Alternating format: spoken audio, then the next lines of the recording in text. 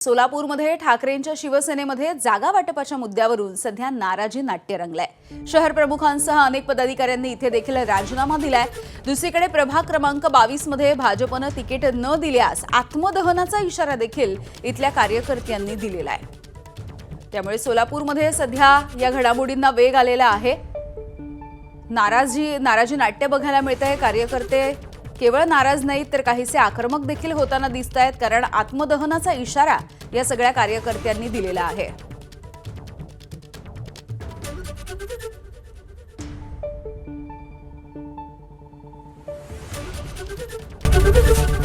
ABP माझा, उघडा डोळे बघा नीट।